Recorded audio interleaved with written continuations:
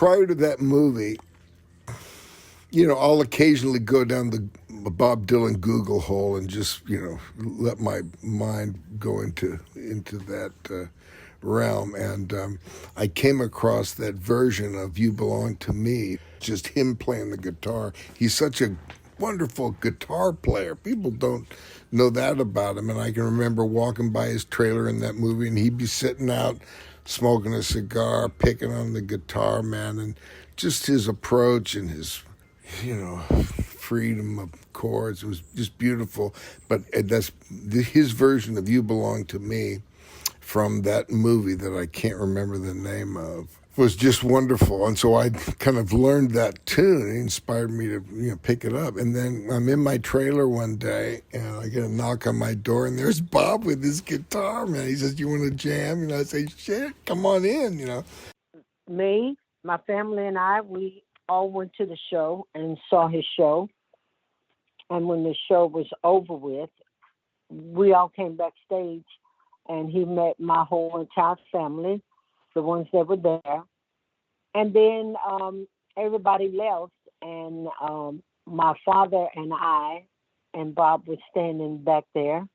And my dad looked at Bob Dylan and said, "So you taking my little girl out on the road?" And Bob Dylan said, "Yes." And my dad looked at him and put his hand in Bob's hand and pulled Bob into him ever so gently and said, "Don't make her cry."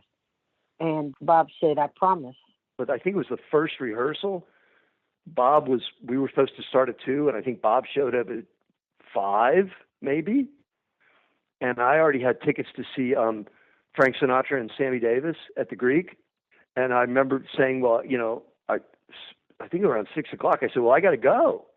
And because I just figured, fuck it, I'm going. And Bob looked at me and he walked right up to me. He said, "Well, what do you got? Where are you going? Like, what the fuck's wrong?" And I said, "I got to go see Frank and Sammy." And the whole band backed away from me, like as if I was on fire. Like as if I had radioactive dust coming out of my ass. And Bob took a big beat, and this, as God is my witness, he said, "Frank Sinatra, Sammy Davis, I love those guys." And to which I took Bob as my date to go see Frank and Sammy.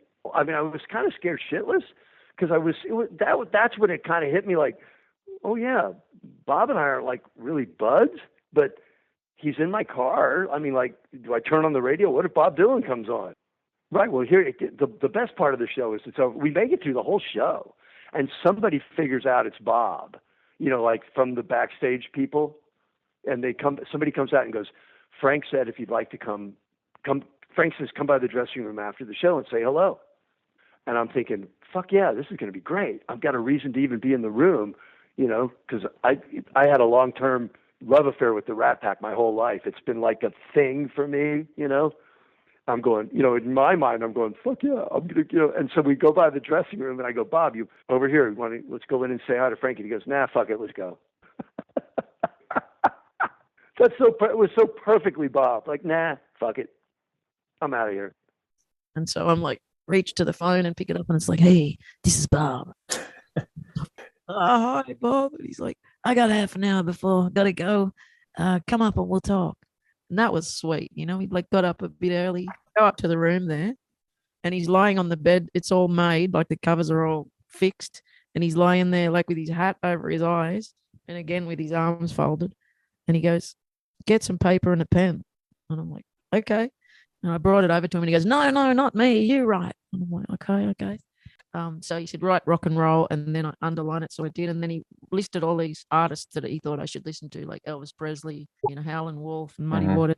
Then he said, folk, underline it. And he gave me a list, Carter Family, all the influences. He got him his style. I think that was his way of saying, this is the area you need to improve, like to get you more your own style. We were all sitting at home. My son was here, Adam, home from, I guess he must have been at boarding school, and he had a friend here. They were playing music. I see this strange car driving up, and then there's a knock on the window. And I look out, and it's Bob. It was a Sunday afternoon, totally unexpected. There's a big black sort of a limo look type car or SUV, I don't remember. And he came in and literally spent an afternoon listening to records and talking. And it was at that visit that I played him. He said, "What are you listening to?" And I said, "Oh, this is something you got to hear." Took him into the music room and I played him a record by Paul Brady. And I played him Lakes of Pontchartrain and Arthur McBride. And he absolutely took note of that. Yeah, he covered those not long after. I know, without accrediting Paul Brady. I'm just thinking, was this the same? This must be the same house you had lived in back then, or else how would he have found you? Same house. It's the same house we lived in since 1970. So yeah, we were building the house when Bob was living in Birdcliff, just above us. So he knew this house when it was first going up, and he somehow found it again 20 years later. Ladies and gentlemen, please welcome the poet laureate of rock and roll, the voice of the promise of the 60s counterculture, the guy who forced folk into bed with rock, who donned makeup in the 70s and disappeared into a haze of substance abuse, who emerged to find Jesus, who was written off as a has-been by the end of the 80s, and who suddenly shifted gears, releasing some of the strongest music of his career beginning in the late 90s. Columbia recording artist, Bob Dylan.